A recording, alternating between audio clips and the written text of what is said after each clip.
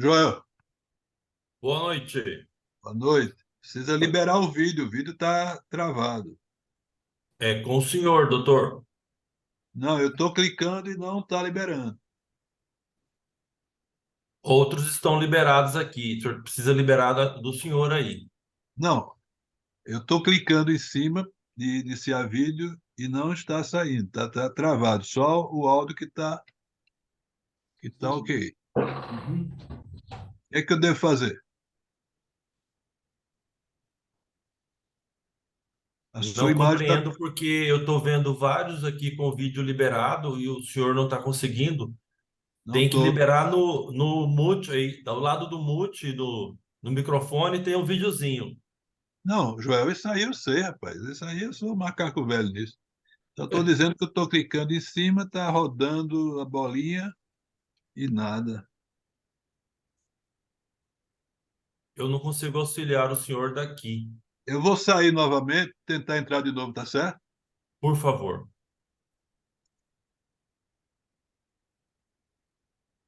Vamos contar até quanto? Travou tudo aqui. Até um, dois, três, quatro, cinco. Foi o outro.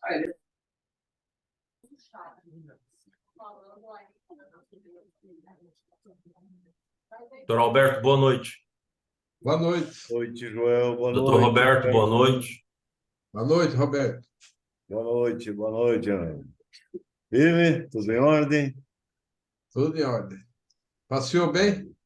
Opa, pegamos muita neve, viu, Beto?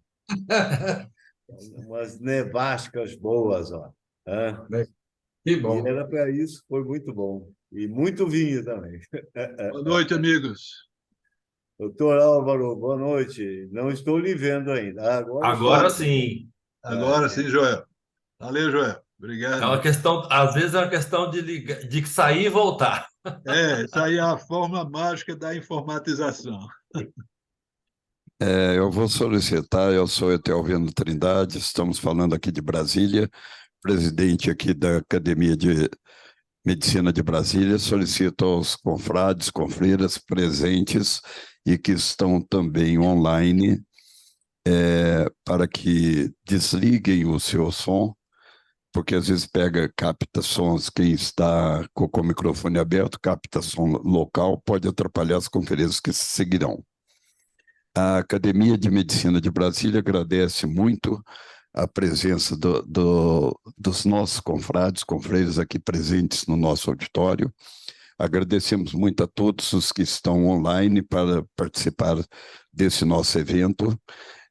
Esse evento é um evento patrocinado e pensado pela Federação Brasileira das Academias de Medicina e foi distribuído dentro das vice-presidências, e a vice-presidência Centro-Oeste está em Brasília, por isso estamos albergando esse evento daqui. E resolvemos fazer o evento misto, então eu comecei a me apresentar pelo nome. Eu sou na especialidade, sou ginecologista, trabalho mais na área da oncologia ginecológica. Tenho a minha trajetória de vida passando por empregos públicos, consultório e também carreira universitária.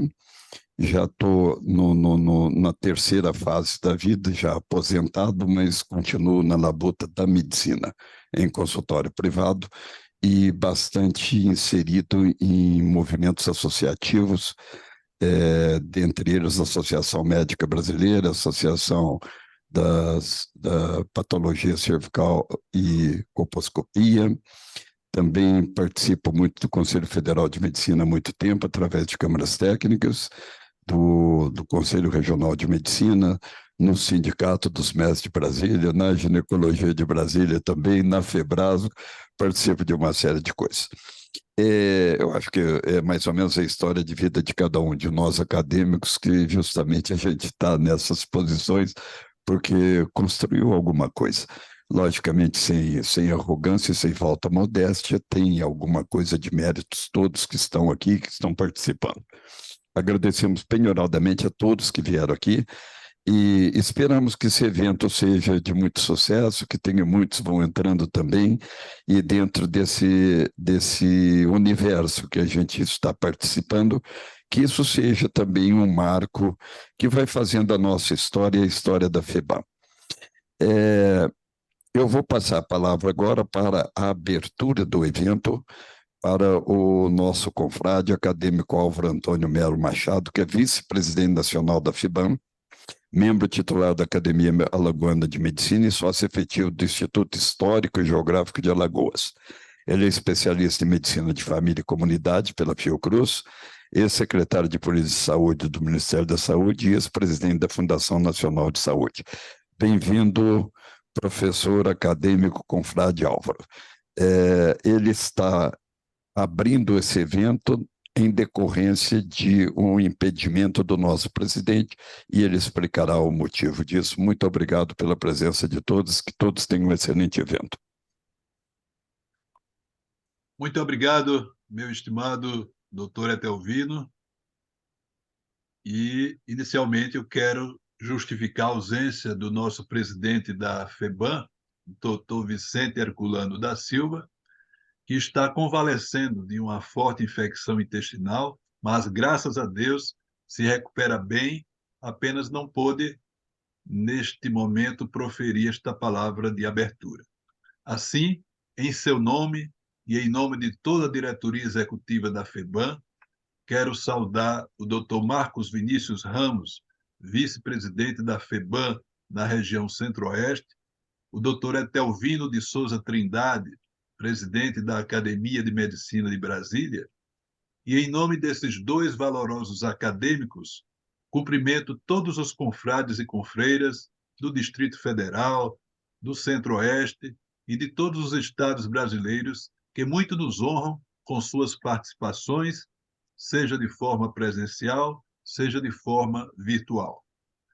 Quero aqui e agora externar meu profundo agradecimento à parceria, ao esforço e à dedicação singular que, de forma especial, os ilustres acadêmicos Marcos Vinícius Ramos e Etelvino de Souza Trindade tiveram para com a realização deste evento, fornecendo desde a primeira hora o apoio e as condições para a sua efetivação.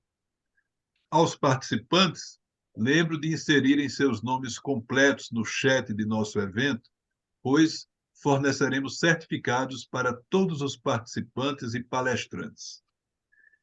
Este é o 4º seminário regional que a Federação Brasileira de Academias de Medicina, a FEBAM, promove por uma feliz ideia e uma feliz iniciativa do nosso presidente Vicente Herculano. Já tivemos o seminário da região Sudeste, com o tema Psiquiatria, da região Nordeste sobre ensino médico e da região Sul sobre geriatria e gerontologia. Hoje, a região Centro-Oeste nos brinda com o atualíssimo tema dos avanços médicos na área da reabilitação, tendo como anfitriã a Egrégia Academia de Medicina de Brasília. Discutir reabilitação no ambiente médico significa abordar uma das temáticas mais transversais da prática médico-assistencial, pois se trata de um processo de consolidação de objetivos terapêuticos que exige, independentemente de sua causa originária, a potencialização de funcionalidades físicas, sensoriais, intelectuais, psicológicas e sociais.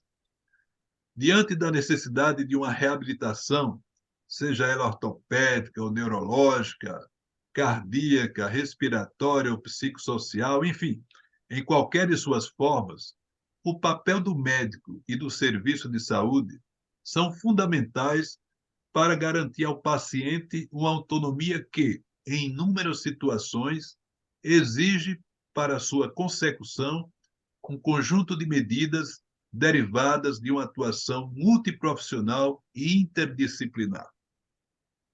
A Organização Mundial de Saúde define reabilitação como um conjunto de ações que auxiliam a pessoa a ter e manter uma funcionalidade na interação com seu ambiente. Mas podemos muito bem afirmar que não basta habilitarmos o indivíduo ao meio, precisamos também habilitar o meio ao indivíduo. Enfim, se trata de um tema empolgante e apaixonante, presente em todas as fases de atenção à saúde, hospitalar, ambulatorial, domiciliar, etc. Presente em todos os níveis de atenção, desde a atenção primária à saúde até a atenção de alta complexidade. E um tema que, no Brasil, a partir do advento da Constituição de 1988, com a criação do SUS, ganhou uma abordagem bem mais abrangente, pois a reabilitação ocupa uma posição de destaque quando se discute uma nova concepção de saúde, calcada numa prática que busca a integralidade, tanto na rede assistencial quanto a integralidade na atenção individual. Que tenhamos todos um evento prazenteiro e auspicioso. Muito obrigado.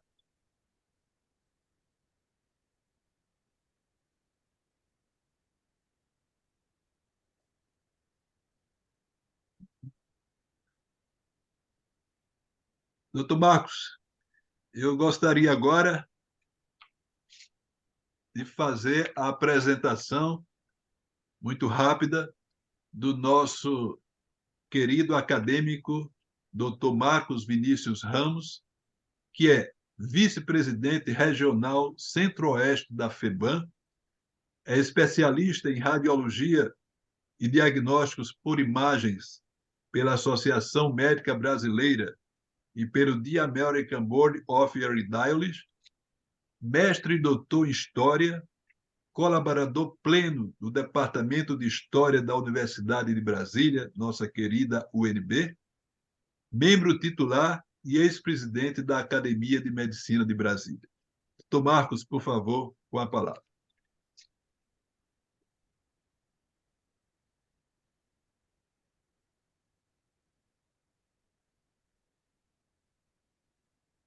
Ok, tudo bem agora? Muito obrigado, boa noite a todos. Eu agradeço as palavras do nosso vice-presidente, bastante gentis, o acadêmico Álvaro Machado, ao mesmo tempo que dou boas-vindas aos presentes a este evento, o qual congrega as academias de Medicina de Brasília, Mato Grosso e Mato Grosso do Sul. E tem como tema, como já foi falado, a reabilitação. Usamos palavras para transmitir significados, e reabilitação abrange muitos deles, que, embora venham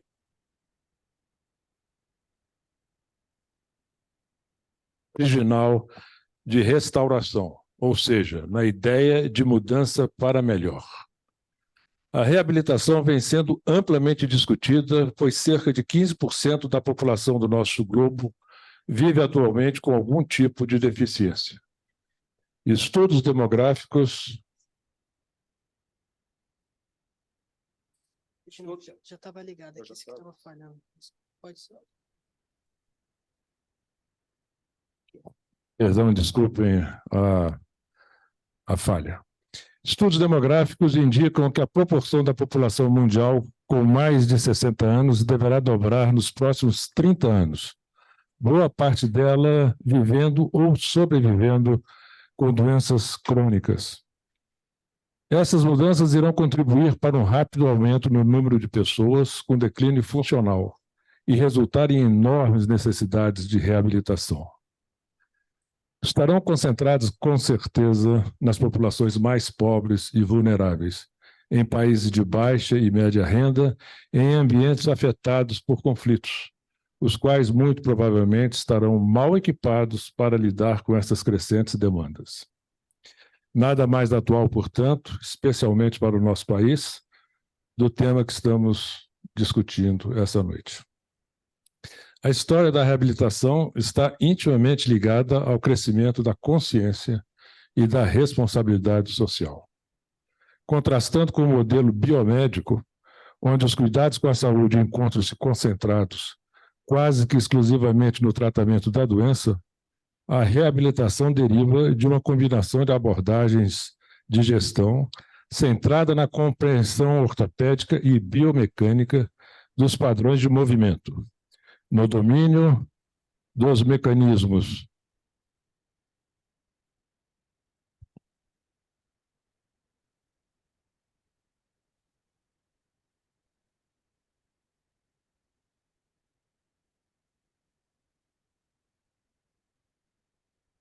dos mecanismos neuropsicológicos e na consciência da dimensão socio-ocupacional da realidade cotidiana. É um processo educativo, assistencial e multiprofissional que prima pela busca compartilhada do desenvolvimento das capacidades remanescentes, prevenção do agravamento das incapacidades e do aparecimento de complicações. E é compartilhada porque envolve, além do paciente, o cuidador familiar e o profissional especialista em reabilitação. Tem como objetivo maior fazer com que os indivíduos, sob seus cuidados, consigam desempenhar papéis significativos na vida diária, alcançando independência funcional no trabalho, recreação e educação. Nunca é demais enfatizar que, independentemente da idade, condição, fase da doença e ambiente, todos podem ser beneficiados pela reabilitação. Essa colocação é particularmente relevante, pois este contexto determina, em última análise, quanta atenção e recursos serão dedicados a ela. Como o Dr. Álvaro já falou, ela foi incorporada pela Organização Mundial de Saúde ao Programa de Cobertura Universal, fazendo parte da gama de serviços essenciais e de qualidade, que também incluem a promoção da boa saúde, a prevenção de doenças, o tratamento e cuidados paliativos. Nossos sucessos e fracassos e o porquê de termos as dificuldades que enfrentamos no presente podem ser melhor compreendidos quando consideramos o passado. Nesse sentido, a história da reabilitação médica é uma fascinante viagem através do tempo, fornecendo novos conceitos e posturas sobre muitos ramos diferentes da medicina. Para nos guiar ao longo desse caminho, teremos a presença do Dr. Alberto Carvalho de Almeida, substituindo o presidente da nossa federação, o acadêmico Vicente Herculano da Silva, que por questões de saúde já exemplificadas não pôde comparecer. Desejando a ele, Vicente Herculano, votos de pronta recuperação e esperando tê-lo em breve de volta ao nosso convívio, adianto que o acadêmico Alberto Carvalho de Almeida é psiquiatra e médico do trabalho, sendo membro dessas câmaras e também da Comissão de Integração de Médicos de Fronteira e Saúde Indígena junto ao Conselho Federal de Medicina. É também membro da Comissão de Ética da Associação Brasileira de Psiquiatria e o atual presidente da Academia de Medicina de Mato Grosso. O acadêmico Alberto Carvalho de Almeida tem como tema a reabilitação ontem, hoje e amanhã, e subtema o Centro de Reabilitação Integral Dom Aquino Correia, o CIDRAC, um sonho que se realizou em 3 anos em Cuiabá, do qual o Dr. Vicente Herculano foi cofundador. Teremos em seguida a palestra do acadêmico Hélio Mandetta, médico formado pela Faculdade de Ciências Médicas do Rio de Janeiro, atual UERJ. O Dr. Mandetta fez residência médica na George Spring Foundation, nos Estados Unidos, é livre docente em ortopedia e traumatologia pela Universidade Federal Fluminense e professor titular em ortopedia e traumatologia da Universidade Federal de Mato Grosso do Sul, desde 1972. Além de membro da Academia de Medicina, desde sua fundação, já foi presidente da Associação Médica de Campo Grande, diretor clínico da Santa Casa e do Hospital São Julião, e dá seu nome à Faculdade de Medicina dessa Universidade Federal. Seu tema será reabilitação, recuperação do movimento. Esta palestra terá comentários pela doutora Ana Paola Gadelha, nossa colega aqui de Brasília. A doutora Ana Paula é especialista em medicina física e reabilitação, fisiatria e acupunturiatria, com área de atuação em dor crônica. É pós-graduado em Medicina Esportiva e Medicina do Trabalho e possui mestrado em Ciências de Saúde pela Universidade de Brasília. Encerrando o nosso evento, teremos a presença do psiquiatra e acadêmico titular da nossa própria academia, Dr. Augusto César de Farias Costa, que já ocupou vários cargos de gestão e consultoria nos sistemas de saúde mental da Secretaria de Estado de Saúde do DF e do Ministério da Saúde. Além de suas atividades de coordenação e docência exercidas no Núcleo de Estudos da Saúde Pública do Centro de Estudos Avançados Multidisciplinares da Universidade de Brasília. Nosso confrade é também ex-conselheiro do CRM, TF, e seu tema versa sobre a reabilitação psicossocial, aspectos históricos e conceituais. Passo agora a palavra ao Dr. Alberto Carvalho de Almeida para que dê início à nossa sessão com o tema. Dr. Alberto, a palavra é sua, por favor. Boa noite. Em nome do Dr. Álvaro e do Dr. Adelmino, nossos confrades, eu estou emocionado aqui de ter que substituir o Vicente. É uma tarefa difícil, tá? Mas é uma honra também, e a gente está torcendo para a plena recuperação dele, né? Então, em nome do Everaldo, do Etelvino, eu cumprimento a todos.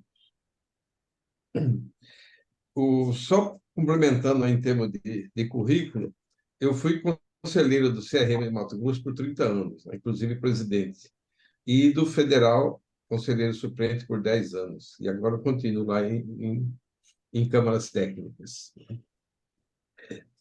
O Vicente fez a palestra dele, ele ia apresentar, e aí, em cima da hora, não deu, ele não está se sentindo ainda fortalecido para isso, passou essa responsabilidade para mim, que eu vou ler para vocês. Mas eu resolvi, então, fazer um adendo inicial sobre a reabilitação, que eu espero que esteja de acordo.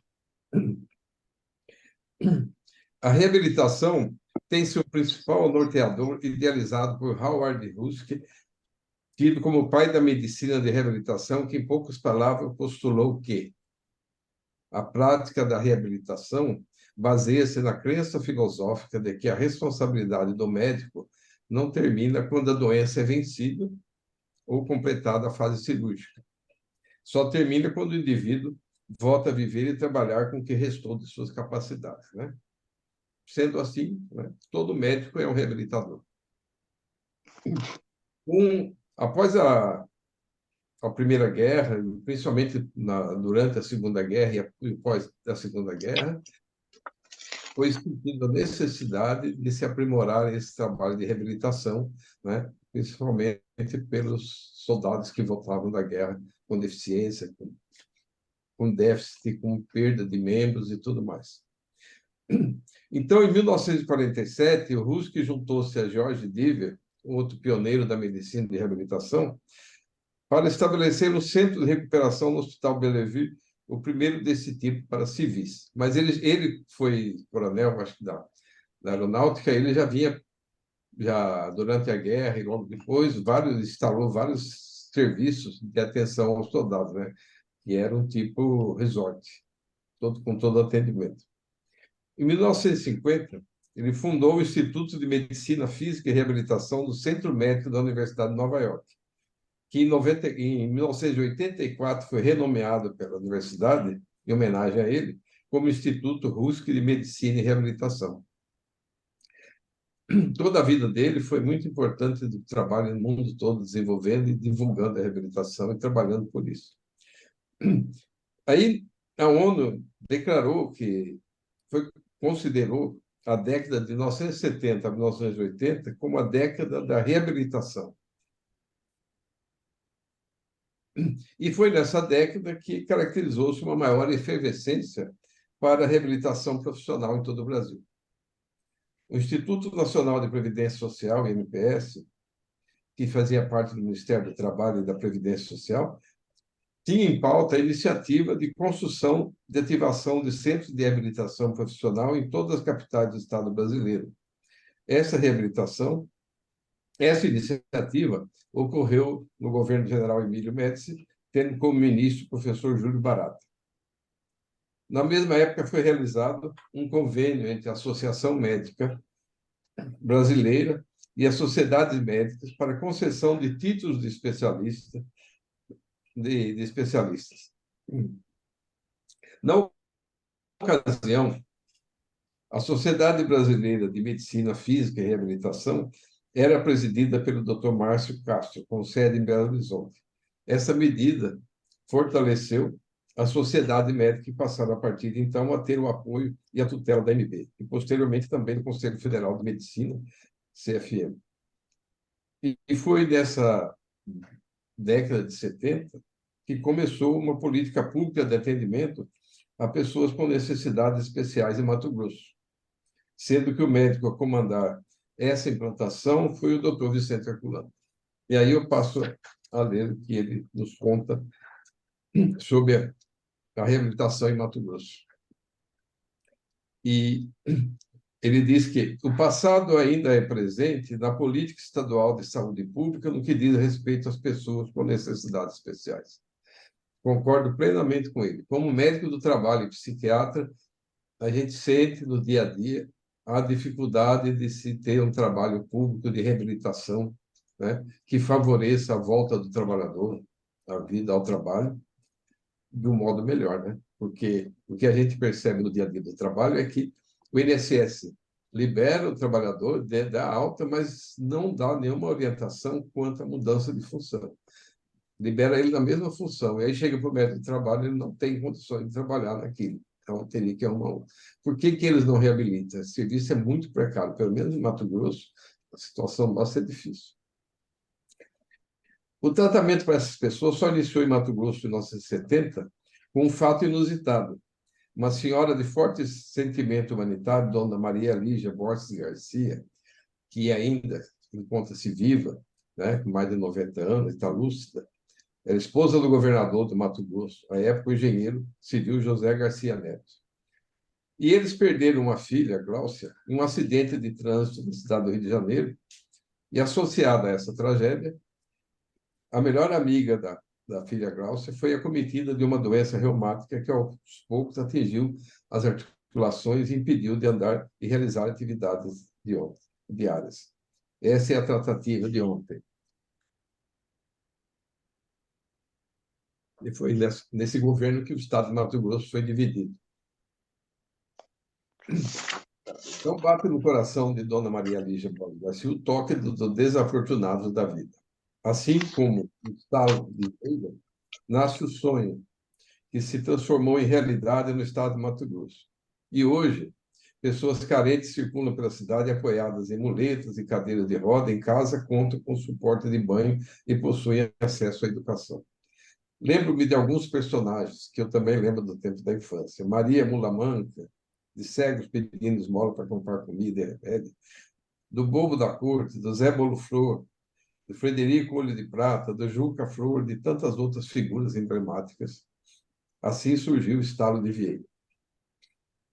Em certa tarde cuiabana, segundo diz o Vicente, fui convidado para participar de uma reunião na residência dos governadores de Mato Grosso pela senhora Nétia Zwolinski, que era terapeuta ocupacional, com a primeira-dama, Dona Maria Borges Garcia. A pauta da reunião é transformar o sonho de Dona Maria Lígia em realidade e criar um centro de reabilitação para atender as pessoas com necessidades especiais. Conclusão da reunião, constituiu-se um grupo de trabalho. Um adendo. Que nome se daria a esse centro?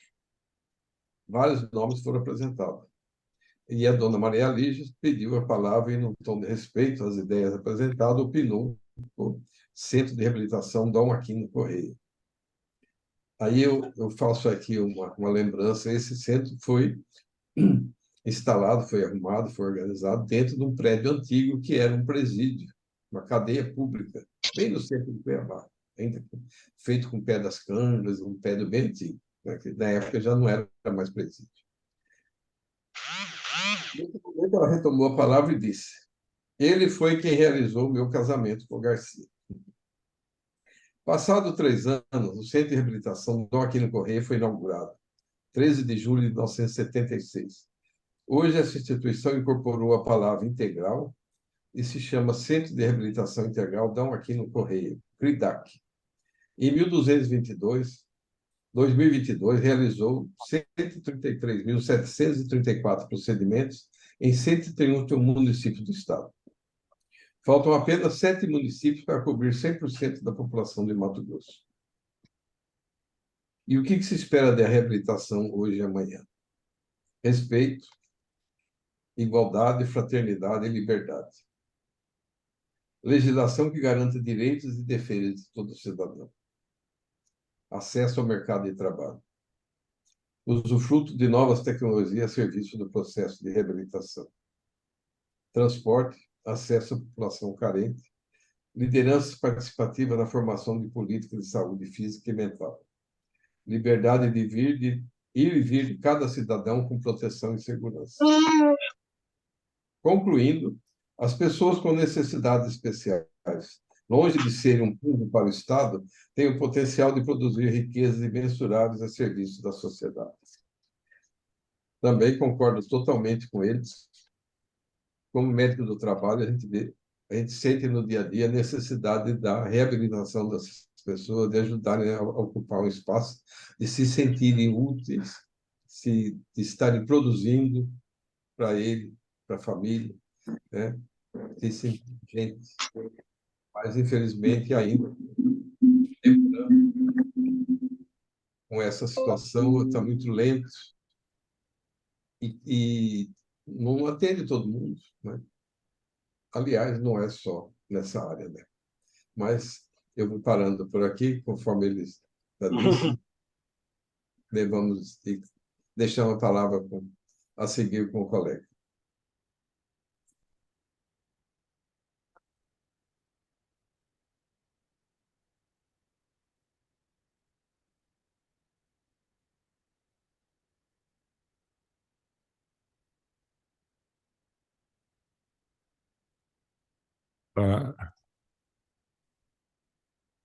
Bom, nós vamos prosseguir, então, com a nossa apresentação, convidando o doutor Hélio Mandetta para falar sobre o tema reabilitação e recuperação de movimentos. Doutor Mandetta, por gentileza.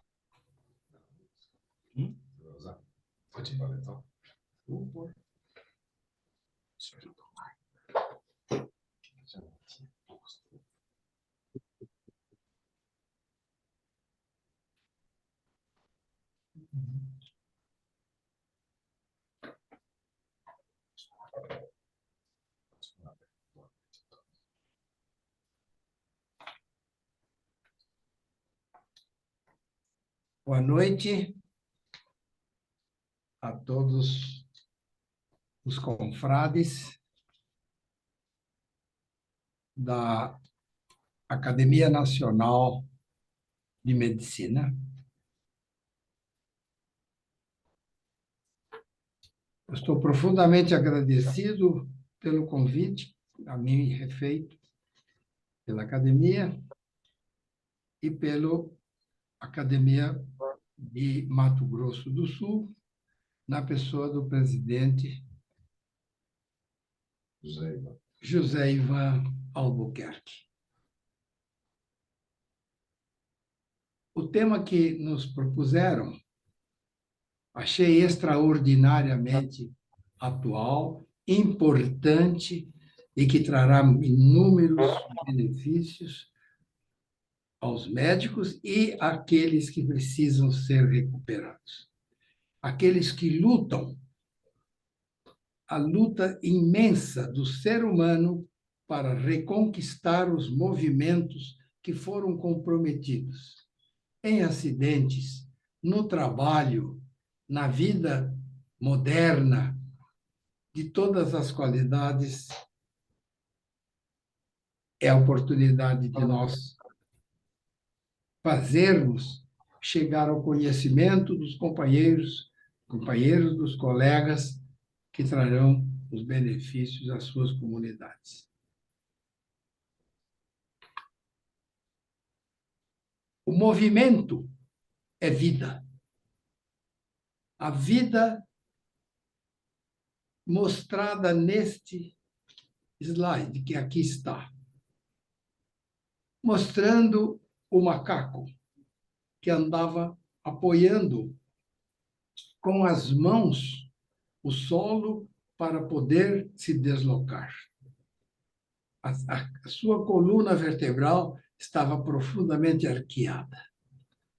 Ele conseguiu se libertar das mãos, ficaram livres, e ele começou a caminhar com mais desenvoltura.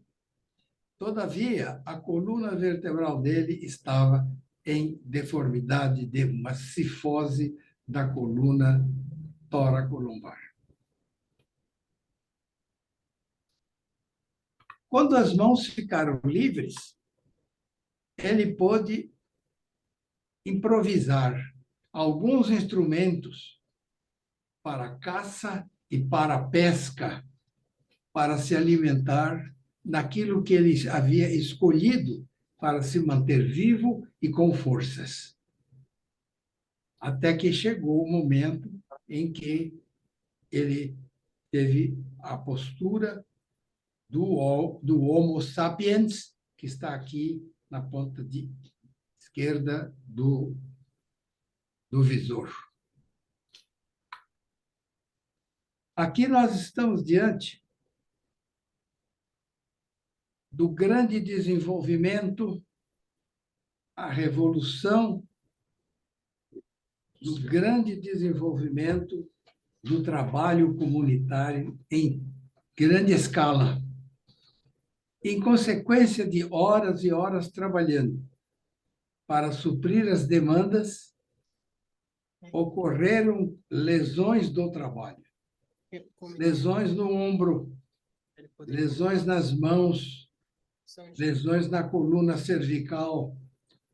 E foi tão importante que se agregou aos estudos... Doutor Mandetta, por gentileza, doutor Mandetta, o senhor, nós não estamos conseguindo ver os slides que o senhor está mostrando. O técnico aqui vai orientar o senhor. Um minuto. Só um instante. Boa noite, doutor. Ali embaixo no seu Zoom vai aparecer uma opção chamada Share Screen, do lado do chat. Você consegue dar uma olhadinha? Se aparecer esse... Hot Disable Participant.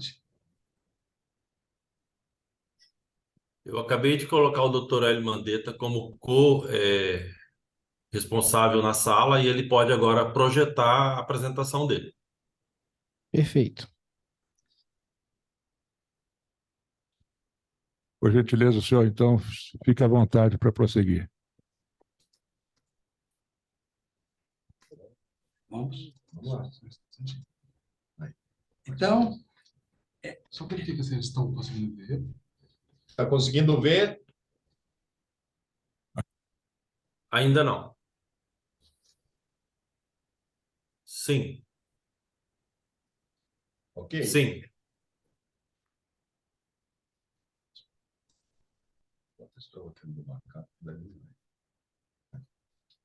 Pode continuar.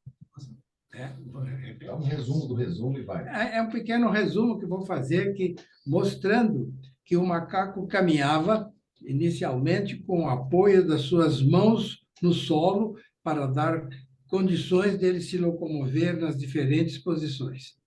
Com o passar e com a evolução da espécie, e com o passar dos anos, talvez 100 ou mais, ele conseguiu andar e ficar com as mãos liberadas para ajudá-lo a se locomover com mais desembaraço. Com as mãos liberadas, o que o macaco fez? Ele pegou fragmentos, pedaços de madeira e abatia animais, abatia aves para se alimentar, o que ele não conseguia fazer antes. Com um outro estilete próprio, ele pescava e separava a pesca que ele mais desejava. Porque movimento é vida. A perda do movimento e o abandono significa morte. Morte. Recursos mínimos são todos dados para que nós possamos entender o início da caminhada, o início do movimento.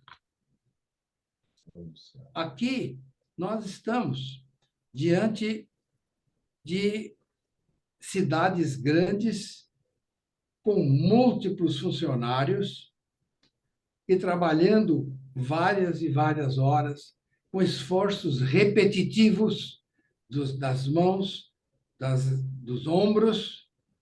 O que acontecia com essas pessoas? Muitos deles tinham dificuldades, sentiam dores e diminuíam a capacidade de trabalhar.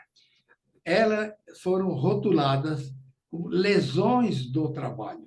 E tão importante isso veio que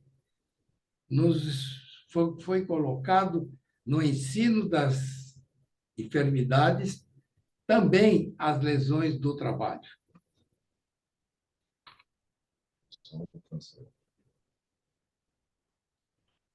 A indústria se desenvolveu consideravelmente nos grandes centros. E veio a Revolução Francesa, o Iluminismo, a ciência. A ciência profundamente importante na vida de todos nós. Na vida de todos nós, porque sem ciência não existem passos certos e que venham ocasionar e devolver aquilo que nós estamos procurando devolver às pessoas, a reabilitação das lesões de que ele é portador. Em seguida, nós passamos uma vista rápida no século do desenvolvimento da ciência. Aqui estão os grandes professores das grandes universidades, das grandes faculdades, dos grandes estudiosos da medicina, que levavam horas e horas, muitas vezes estudando cadáveres para saber quais tinham sido as razões, não só da doença, mas do imobilismo e da morte que veio buscar essa criatura antes da hora. Nós tivemos, assim, adiante do desenvolvimento da ciência, nós tivemos uma observação muito importante por ocasião das duas guerras mundiais que afligiram a humanidade. A Primeira Guerra, de 1912 a 1917, 18, observem que os soldados levavam seus fuzis e vinham na frente, na infantaria, e eram seguidos por jipes e por autoridades para irem conquistando os terrenos dos adversários. Se ele picasse 100 balas no seu fuzil, eles usavam a mão da baioneta e faziam feridas profundas no tórax, no abdômen, nos membros superiores, que depois deveriam vir para serem analisadas por médicos, para vencermos essas dificuldades foram adquiridas durante a Primeira e Segunda Guerra. A segunda, aqui estão ainda muitos cavalos da cavalaria que eram usados. Veja que os recursos eram parcos, mas a necessidade era premente e o desentendimento era maior ainda, de forma que eles estavam aguardando o momento para adentrar em luta. Na Segunda Grande Guerra, nós assistimos armas de exterminação em massa. Olha os aviões descobertos pelo nosso grande Santos Dumont, que eram para meios de transporte da paz de um país para o outro, jogando bombas, destruindo igrejas, destruindo hospitais, destruindo escolas dos adversários. Esse foi o período da Segunda Guerra Mundial com as armas de exterminação em massa. Número recorde de mutilados.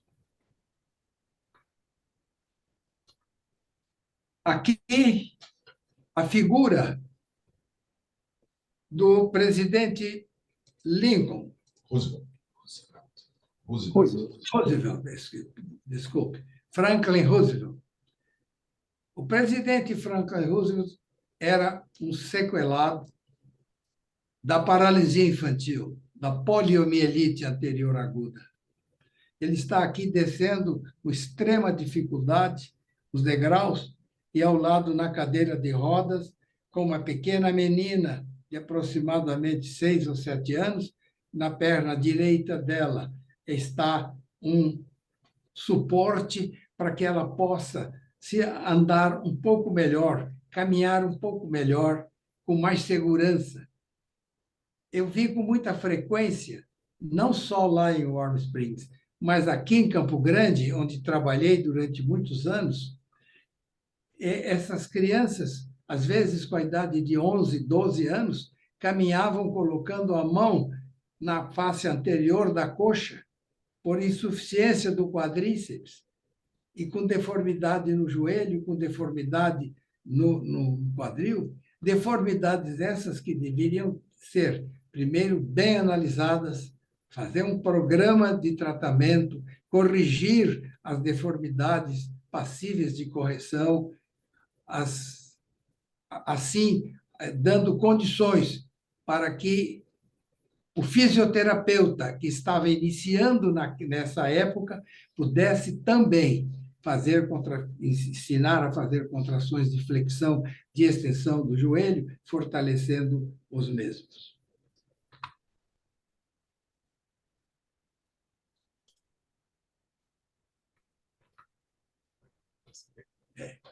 No Brasil, a fisioterapia passou a ser reconhecida por volta dos anos 50, devido ao surto de poliomielite que o mundo teve. Os Estados Unidos, quando eu lá fui residente, eles informavam que haviam 350 mil pacientes no último período da vinda da paralisia infantil.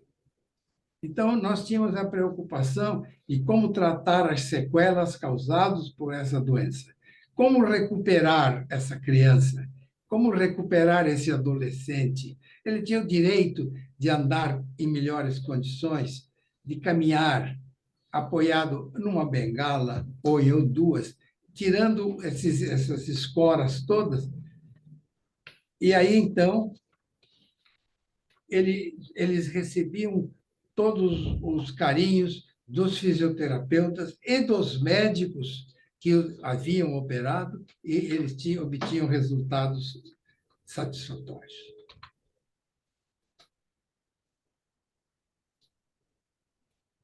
Para ficarmos livres de todas essas dificuldades, de todos esses sofrimentos das famílias e das crianças portadoras das graves sequelas, nós tivemos uma oportunidade gigantesca, foram as pesquisas do professor Salk e do professor Seidin para fazer a vacina. A vacina foi a maior defesa que existiu para prevenir nas crianças, nos adolescentes e até mesmo em adultos, a vinda de tão mutilante, degradante enfermidade que é a paralisia infantil. Aqui eu coloquei uma bailarina para mostrar a beleza, a gentileza dos braços, das pernas, do enfeite, todos os movimentos suaves, movimentos bonitos, porque músculos ativos davam o movimento. Essa é importante de ver. Vejam a visão extraordinária e ao som da música no teatro, nos teatros em que se apresentou, traziam a alegria para as plateias que lá estavam. Da televisão.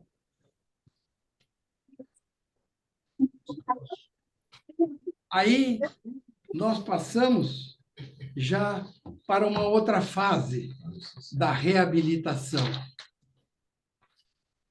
que podemos considerar o início do iluminismo, o início da fase da ciência, baseada na crença, na verdade. A ciência começou a dar as demonstrações na chamada era da reabilitação mais concreta. Aqui nós estamos vendo duas próteses metálicas do professor Sharley, da Inglaterra, e que devolveu a essa pessoa a capacidade de deambular. Os idosos. Muito bem. Fratura do colo do fêmur. Hoje, as fraturas do colo do fêmur, em pacientes acima dos 80, 85 anos. Eu tive a minha irmã com 90 anos com fratura do colo do fêmur, e foi feito para ela a retirada da cabeça femoral e colocada a prótese, e com 60 dias ela já estava dando os seus primeiros passos, e ela falou para mim que era uma grande alegria ela poder voltar a caminhar, porque ela tinha que ir à cidade de Curitiba assistir à formatura do neto dela, que formava em medicina pela Universidade Católica. E nós fomos para ver, ela conseguiu ainda, na hora da valsa dos formandos, conseguiu dar uma volta dançando em 60 dias após uma fratura. Porque movimento é vida. E aí está mostrando a grandiosidade da vida que foi oferecida a ela. Aí entramos depois na fase das grandes construções urbanas. Estão vendo a grande quantidade de andaimes colocados em diferentes altitudes, vejam bem, e ali trabalhavam horas e horas, e poderiam se machucar as suas mãos, cair de um desses andaimes para o andaime próximo, e apareceram então os acidentes do trabalho. Foi tão importante a medicina adentrar para dar apoio, dar suporte, tirar o paciente, tirar o operário daquele sofrimento que estava fazendo durante a prática da sua profissão nas construções urbanas. Medicina do trabalho. Ali, vocês viram que surgiu a medicina do trabalho. As escolas médicas determinavam uma área específica, mostrando o membro superior, o membro inferior, a coluna cervical, a coluna lombar, as deformidades, a dor que incomodava os pacientes. Tomo a liberdade de pôr aqui Pelé, o rei do futebol, mostrando o equilíbrio das musculaturas dos membros inferiores numa prática esportiva, que é o futebol, que é um dos esportes mais queridos da população brasileira, onde eu me incluo torcendo pelo Palmeiras. Medicina esportiva. Medicina esportiva. Medicina esportiva já entra também na fase da reabilitação. Lesão de ligamento. 89. Nós ganhamos, na Constituição de 88, a criação do SUS para atender as nossas populações e vem fazendo com dificuldade. Nós tivemos uma pandemia e se nós não tivéssemos o SUS, eu não sei qual seria o caminho que a pandemia teria tomado e a quantidade de brasileiros que perderiam as vidas. Então, o SUS merece os aplausos. Tem dificuldades, faltam recursos. Que venham os recursos, as dificuldades serão menores, sempre terão, mas serão menores e serão passíveis de correção.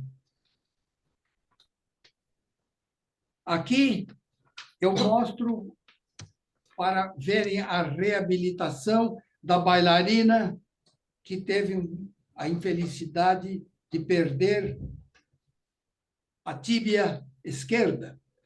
Ela que fazia a prática da dança na ponta dos pés, no equilíbrio, muito bonito.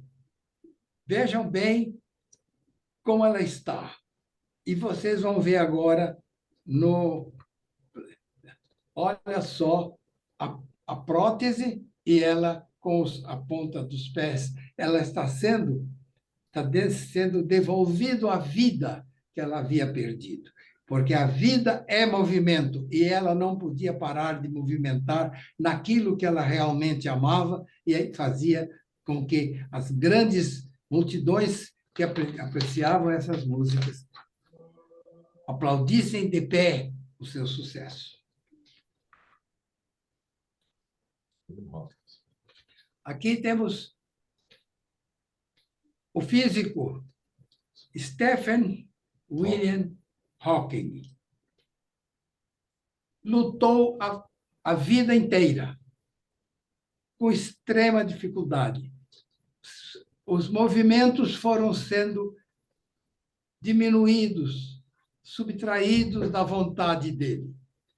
Ele chegou a comandar com o piscar dos olhos, e depois que nem isso foi possível, ele conseguiu apenas com as pupilas, quando elas ficaram dilatadas e ficavam contraídas sob a ação da luz, ele tinha um código e movimentava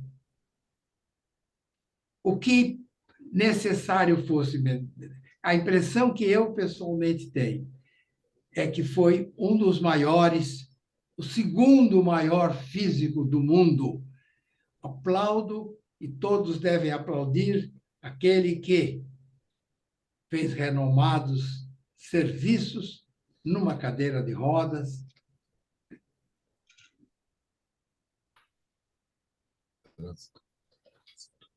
Não preciso ler, que a cada minuto uma pessoa fica sequelada permanentemente no trânsito do nosso país. Aí. Vejam bem que é preciso mais educação, mais respeito, estabelecer limites de velocidade, porque o automóvel é um agente muito perigoso, a motocicleta mais ainda.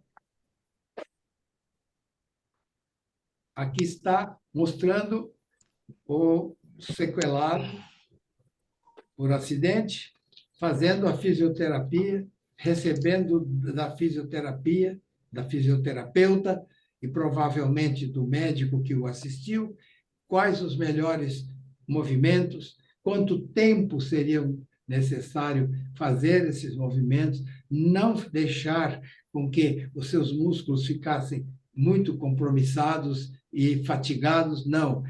Por isso, é uma ciência muito bonita. E aqui eu venho mostrar para vocês todos o grande desempenho da medicina junto aos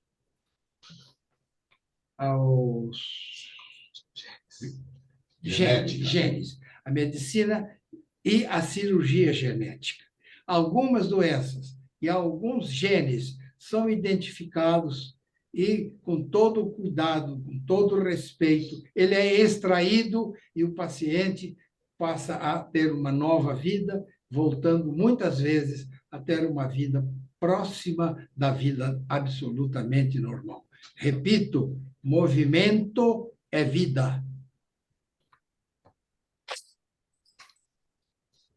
Termino a minha fala citando Leonardo da Vinci. Os que se encantam com a prática sem ciência são como timoneiros que entram no navio sem timão nem bússola, nunca tendo certeza do seu destino. Leonardo da Vinci. Nós, médicos, que estamos sempre na frente dos acontecimentos, jamais temos condições de agir dessa forma. Eu coloquei aqui porque, se alguém não tiver dentro desse escrito do Leonardo da Vinci, há mais de 100, 180, 170 anos passados, merece até hoje o nosso respeito e a nossa alegria. Essa é a minha fala. Agradeço a oportunidade de ter estado com todos os confrades nesse trabalho. Muito agradecido.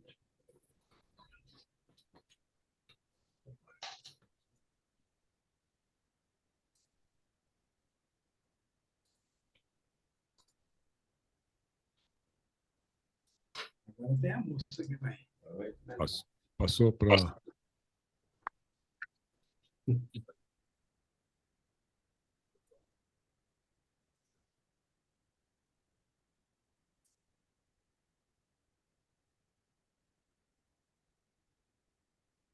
Voltou para mim agora?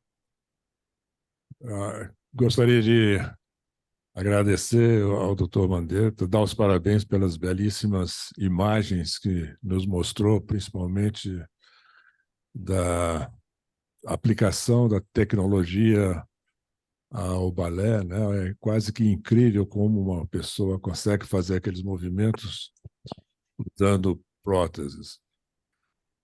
Eu gostaria de estender esse assunto um pouquinho mais através do comentário da doutora Ana Paola, que representa aqui Brasília nessa área, nessa especialidade, e ela terá 10 minutos para comentar isso, de modo que eu pediria que ela viesse ao pódio, por favor.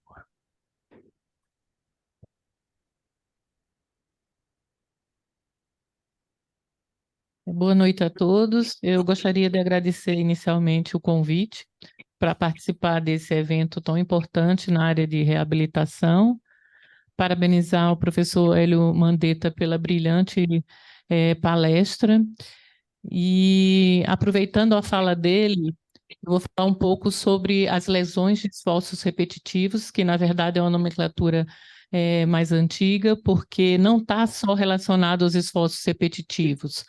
Hoje nós chamamos de distúrbios osteomusculares relacionados ao trabalho, porque não está só relacionado aos esforços repetitivos. Muitas vezes está relacionado a questões de organização do processo de trabalho, do trabalho monótono, das cobranças excessivas, do estresse psíquico que os trabalhadores são submetidos. Eu tive a oportunidade de fazer na dissertação do mestrado a avaliação do impacto previdenciário e ocupacional das doenças osteomusculares em 7 ramos de atividades no Brasil em 2002. E a lombalgia, como mostra a literatura, foi a maior prevalência de distúrbios osteomusculares relacionados ao trabalho, principalmente nos trabalhadores do transporte terrestre, seguido pelas sinovites e tenossinovites, que eram mais frequentes na intermediação financeira.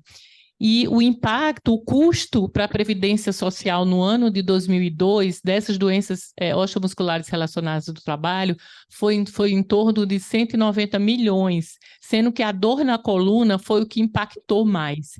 Então, aproveitando a fala do professor Hélio, um problema de saúde pública, né? A lombalgia ocupacional gera um impacto importante econômico, afasta os trabalhadores trabalhadores, né, por um período grande, um intervalo de tempo grande, e quanto mais eles permanecem afastados do trabalho, mais difícil é o retorno para as atividades ocupacionais. Com relação ao tema de recuperação de movimentos, é importante salientar que a principal causa que faz com que os indivíduos não consigam fazer a recuperação funcional é a dor. Então, é importante o manejo dessa dor, tanto na fase aguda quanto na fase crônica. Às vezes, ocorre uma cronificação do quadro doloroso. Muitos pacientes demoram a chegar nos centros de reabilitação, passam semanas, meses, e já chegam com dor crônica. E existe uma diferença, né, da dor aguda para a dor crônica. Quando se mantém esses estímulos nociceptivos na periferia, o processo inflamatório, os nociceptores continuam lá irritando essas fibras nociceptivas C e fibras A delta, ocorre uma sensibilização a nível do corno posterior da medula e ocorre uma sensibilização central, uma amplificação do campo receptivo, alteração do limiar de dor, e os pacientes começam a ter um quadro mais complexo de dor e de difícil tratamento. Por isso que é importante o manejo adequado da dor para que os pacientes possam aderir ao programa de reabilitação física. Uma outra questão que eu já coloquei é evitar a imobilização prolongada, fazer com que esses pacientes comecem o mais rápido possível o programa de reabilitação física e que eles sejam orientados para que iniciem esse processo ainda no domicílio, na realização de exercícios para manter a amplitude articular, para manter o trofismo muscular, para que quando não chegue no centro de especialidade de reabilitação, eles tenham uma deformidade significativa, uma fraqueza muscular importante, que dificulte mais ainda o processo de reabilitação. É importante que esse paciente seja acompanhado em centro especializado de reabilitação, porque, como foi colocado no início, não é só a reabilitação física, não é o único profissional responsável pela reabilitação, é uma equipe multidisciplinar, interdisciplinar, que faz um conjunto de medidas que visam restituir a funcionalidade do indivíduo, seja a funcionalidade física, psíquica, cognitiva, intelectual, social, num conjunto de ferramentas proporcionando ao indivíduo ter uma independência funcional, ter uma maior autonomia. Uma outra questão que eu gostaria de falar, que o professor Hélio falou, é com relação à pólio, né? Eu queria só chamar a atenção que nós temos agora uma síndrome pós-pólio. Em torno de 15 anos, 30 anos, aquelas pessoas que tiveram pólio, elas podem fazer um quadro de mialgia, fraqueza muscular, semelhante ao quadro anterior, que é tratado com imunoglobulina, e se faz todo o processo de reabilitação que foi feito anteriormente. E existe 3 tipos de dor nesse paciente pós-pólio, que é a dor por alteração biomecânica, eles têm aquele desequilíbrio muscular que o professor Hélio falou, e isso causa a dor de origem biomecânica e também a dor que a gente chama por overuse, uma sobrecarga de membros superiores em função do uso de moletas e de auxílio locomoção. Então, nós temos que ficar atento a essa síndrome pós-pólio, que é uma prevalência em torno de 2% a 15%. E aproveitando a fala do professor também, é importante que possamos incentivar as pessoas à prática de atividade física. O processo de reabilitação, ele não se encerra quando você dá alta para o paciente de um centro de reabilitação.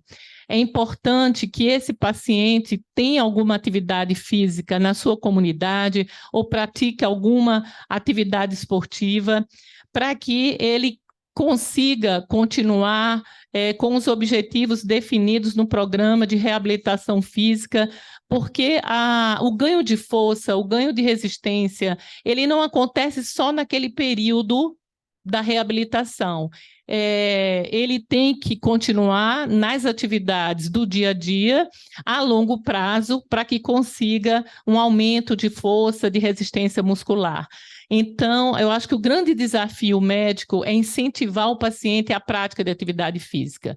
Não necessariamente tem que ser um exercício físico programado em academia, mas o simples passeio embaixo do bloco, deixar o carro mais distante, caminhar um pouco, subir escada em vez de elevador, ou seja, a praticar alguma atividade física que traga benefício à saúde.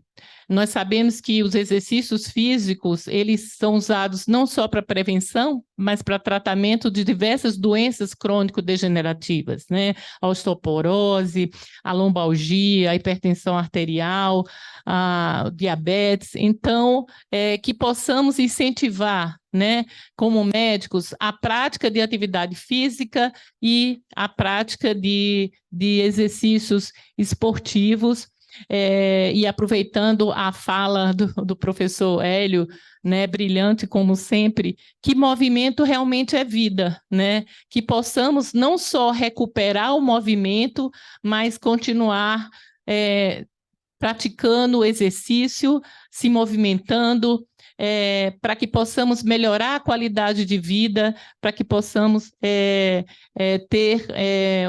os benefícios dos exercícios, que são inúmeros. Essa mensagem que eu gostaria de deixar para vocês, e se alguém presente tiver alguma dúvida relacionada à área de reabilitação que eu puder responder, estou à disposição. E muito obrigada pela atenção de todos.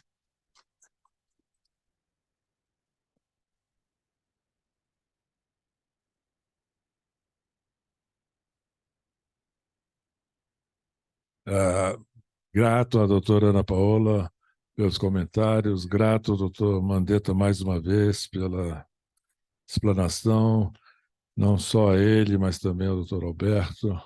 E nós vamos agora para o nosso último palestrante, que é prata da casa, doutor o César, nosso psiquiatra, já falei sobre o currículo dele, e o tema em que ele vai falar são os aspectos históricos e psicossociais da reabilitação. Boa noite, ilustres confreiras e confrades. É um prazer e, da mesma forma, um agradecimento estar podendo aqui estar trocando essas informações, esses conhecimentos com vocês. Esse tema da reabilitação, para mim, é particularmente próximo, porque a minha mãe foi diretora do Centro de Reabilitação da Previdência Social lá em Recife durante muitos anos. E era um assunto que sempre vinha à tona, as coisas que ela trazia do trabalho dela e comentava. Então, é uma coisa bem próxima. No caso, pode começar os slides. No caso, eu vou falar sobre reabilitação psicossocial, que é um tema, vamos dizer assim, mais especializado, né, por conta da psiquiatria, mas que a gente vai tentar torná-lo menos distante do conhecimento de todos. Pode começar, por favor. Sim, tá. Ok, tá. Obrigado. Então, vou falar um pouco sobre a questão da psiquiatria, e especialmente do paciente psiquiátrico, que tem uma trajetória muito longa, né, de isolamento, de reclusão, de ocultamento, ao longo da história, até mais recentemente, quando essas formas de cuidar o paciente psiquiátrico foram se transformando a partir mesmo da Segunda Guerra Mundial. Então, eu coloco que a história da relação do ser humano com a loucura, na realidade, é a história da relação do ser humano com a diferença, a tolerância entre as pessoas. E a partir daí que a gente pode começar a ver um pouco... Aqui, como é que faz aqui, por favor? Esse aqui? Esse aqui? Ah, aponta para ali? Aí aponta ali? Não está indo, não. Não. Vê. Você pode passar para mim? Isso. Passa mesmo manualmente. E aí tem uma questão que eu quero colocar sobre a palavra reabilitação. Habilitar e reabilitar. Cabe um pouco uma observação, porque a gente pressupõe que a pessoa foi habilitada alguma vez para poder ser reabilitada. E a gente tem contingentes enormes da população que nunca foram habilitadas em nada.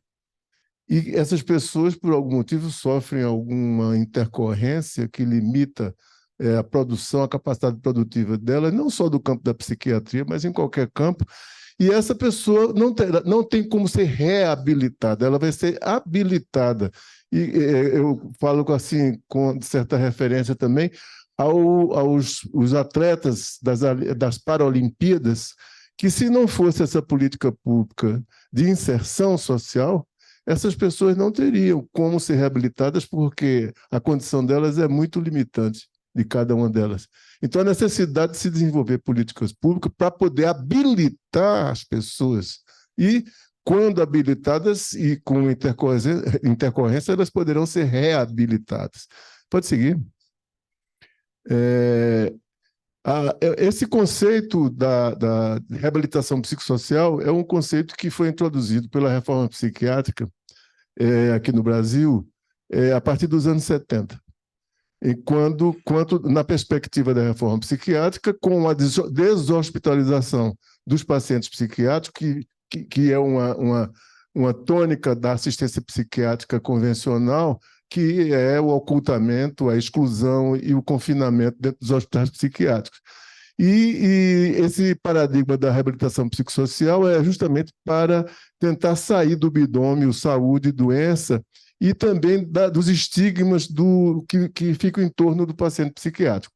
A incapacidade, o louco dito incapaz, o louco dito irresponsável e o louco dito perigoso, da periculosidade.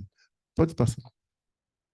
Então, é um processo, né, que a reabilitação psicossocial é um processo que objetiva promover a inversão da forma de atenção à saúde mental, que era pautada exclusivamente nesse sintoma, nesse binômio saúde e doença, e aí conseguindo se emancipar, né, da sintomatologia da psiquiatria, ficava muito refém da sintomatologia que o paciente apresentava. Esse era o foco maior dos psiquiatras. Na medida em que avançaram as proposições da reforma psiquiátrica, esse paradigma ele vem sendo superado, e não mais focado no sintoma, mas aquilo em que o paciente pode evoluir em outros campos. E as diretrizes da reabilitação psicossocial que ela está vinculada à rede de atenção psicossocial. Então, a complexidade da reabilitação psicossocial ela tem que ser contemplada por política pública, mesmo, porque é uma rede que trata da assistência ao paciente nas diversas fases do adoecimento e nas diversas fases da recuperação. Então, são dois momentos com procedimentos distintos e variados. Pode seguir? Então, essas estratégias elas visam potencializar e aumentar as oportunidades de troca de recursos e de subjetividades, porque não é só a questão objetiva que existe na questão do paciente psiquiátrico, tem toda uma subjetividade que está envolvida, que também tem que ter o lugar dela na reabilitação psicossocial, porque senão ela inviabiliza. Se não houver essa preocupação, inviabiliza todo o outro trabalho mais objetivo da reabilitação. Então, esse trabalho é feito dentro de uma rede complexa, que é a rede de atenção psicossocial, que eu passo a discriminar, então, logo mais. Então, essa referência de assistência ao louco, ela sempre esteve relacionada com o conceito de doença mental. E toda atitude terapêutica ou não, ela pressupõe uma modalidade de concepção sobre a loucura.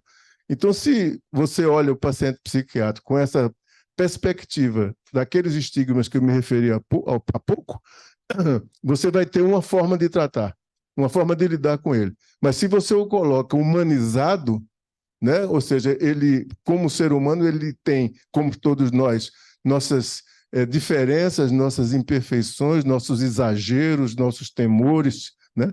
Nossas inseguranças, do mesmo jeito que qualquer pessoa. Então, nessa perspectiva, os princípios éticos da reforma psiquiátrica, na perspectiva da reabilitação psicossocial, começam pela inclusão, pela solidariedade e pela cidadania. E o campo epistemológico, né, que orbita em torno da saúde mental, na ética, na política, na ciência e na ideologia, entendido aí como conjunto de formulações, um conjunto de ideias que dão suporte, que dão robustez à proposta da reabilitação psicossocial. Aqui tem as bases legais e conceituais da reforma psiquiátrica, especialmente aqui no Distrito Federal, a Lei Orgânica, a Lei 975 da Reforma Psiquiátrica do Distrito Federal, antes da Lei 10.216, que foi assinada pelo presidente Fernando Henrique no dia 6 de abril de 2001. Então, basicamente, os aspectos da lei, que a Lei 10.216, ela estabelece a base para que possam haver as ações de reabilitação psicossocial. Na medida que o modelo assistencial ele é modificado, não é mais um modelo hospitalocêntrico, ele é um modelo ampliado, e o direito dos usuários, dos pacientes, de ser atendido em tratamentos em centros de serviço comunitário de saúde mental, inserção na comunidade, informação sobre o tratamento, direito a cuidados integrais, a responsabilidade do Estado em desenvolver políticas públicas, a afirmação da internação como último recurso e sua tipificação, a proibição de internações em instituições asilares e políticas específicas para aqueles pacientes longamente hospitalizados e gravatários, inclusive, sem mais condição de deambular ainda dos hospitais psiquiátricos. Então, a Lei 10.216 ela tem essas diretrizes que facilitam, autorizam e legitimam o trabalho da reabilitação psicossocial. Haja vista que a internação só será indicada quando os recursos extra-hospitalares se mostrarem insuficientes. E, pode seguir? E mais, a internação só pode ser efetuada em 3 modalidades. Voluntária, quando a pessoa quer se internar, a involuntária, quando é indicada por um terceiro e legitimada pelo médico que recebe o paciente, e a terceira modalidade é a internação compulsória, quando é feita pela autoridade judicial, que é determinada por ele.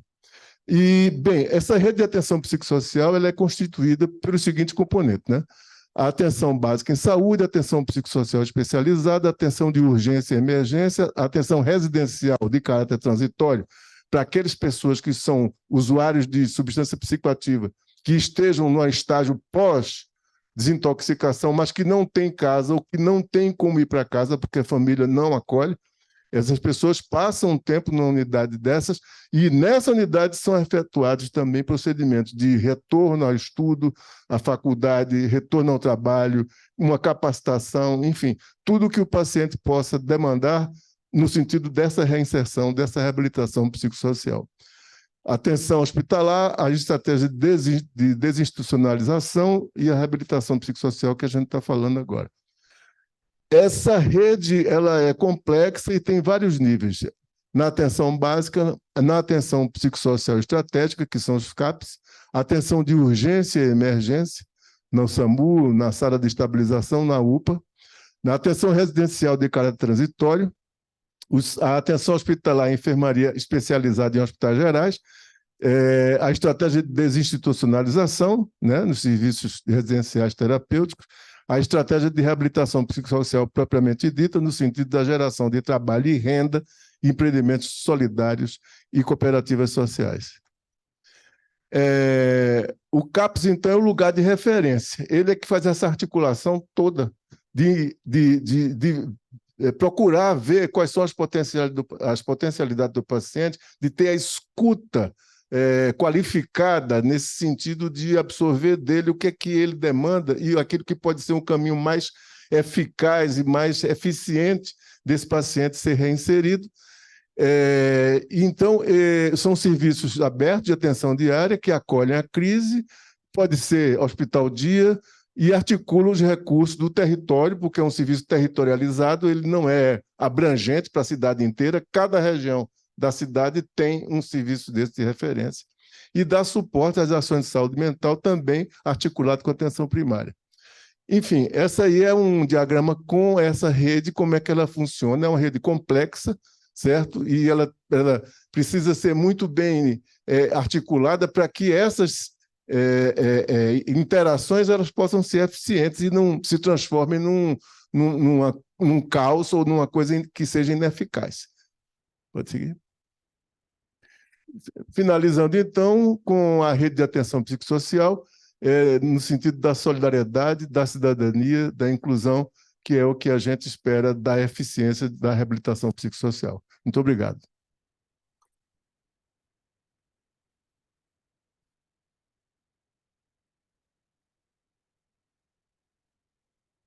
Obrigado, doutor Augusto.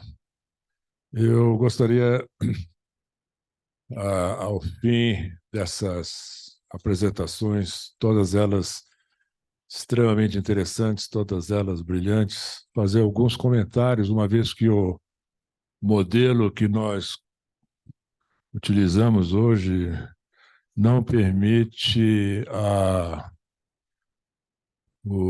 que os presentes perguntem, questionem os palestrantes diretamente, de modo que eu vou fazer alguns comentários sobre o que nós ouvimos e vimos hoje aqui. O primeiro deles é que eu quero parabenizar o doutor Álvaro Machado, com quem nós mantivemos contato durante muito tempo, e dizer a ele e aos demais presentes e aos demais participantes que nós tivemos hoje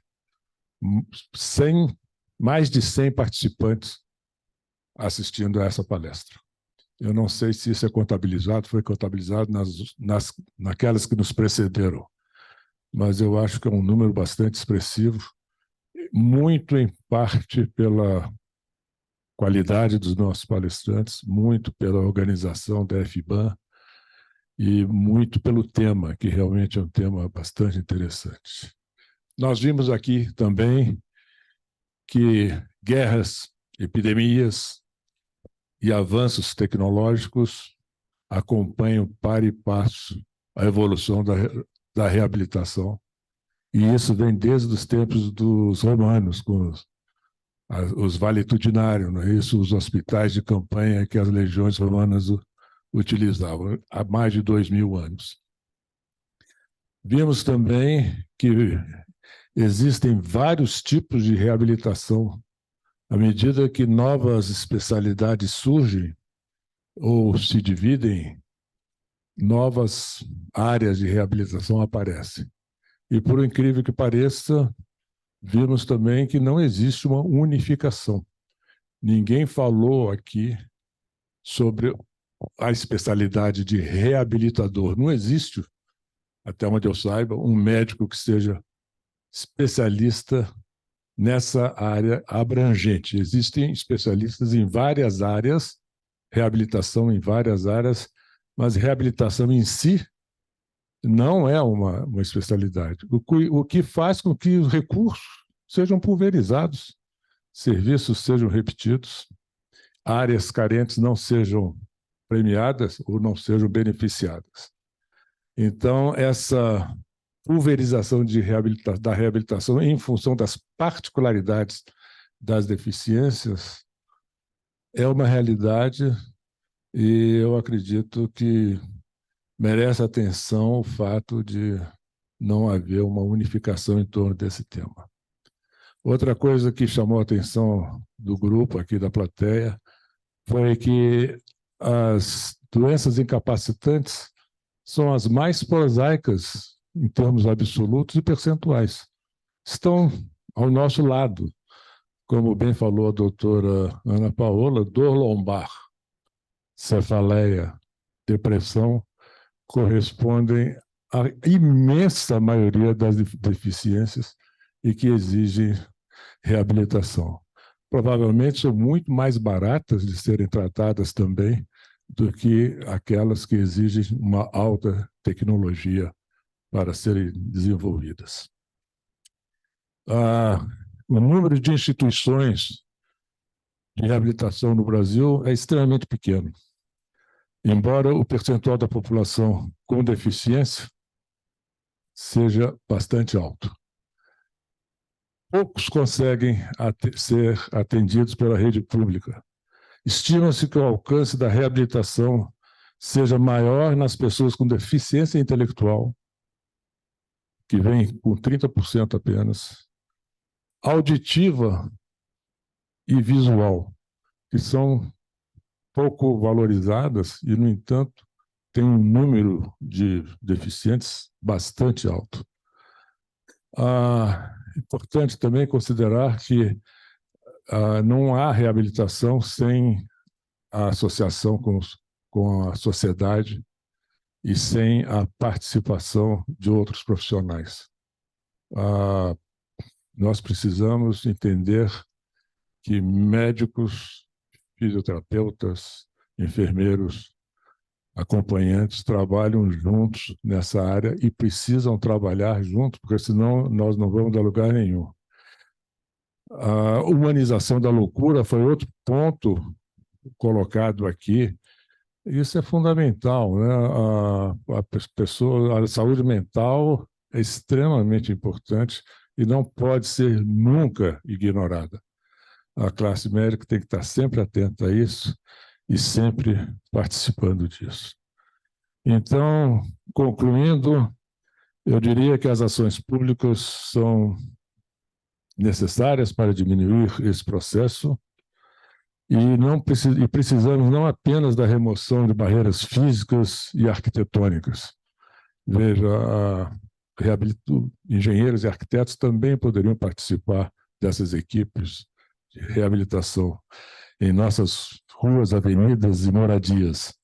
E, para isso, precisamos de maiores recursos financeiros, tecnológicos e humanos.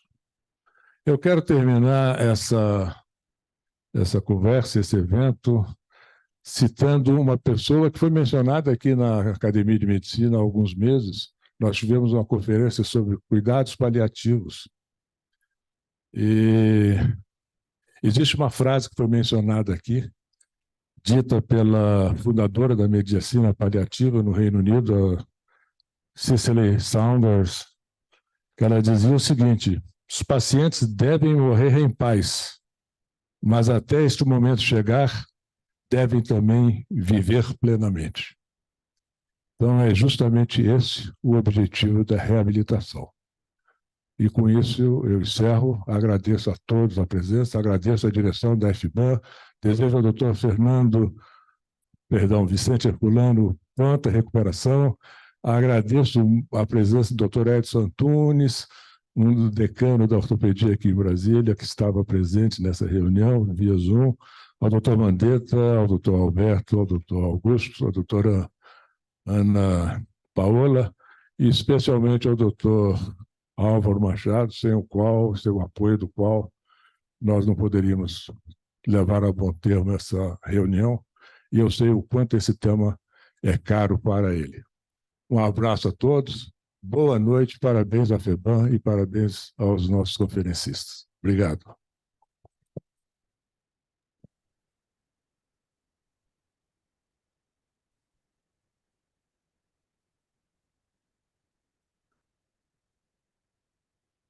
Aberto o microfone.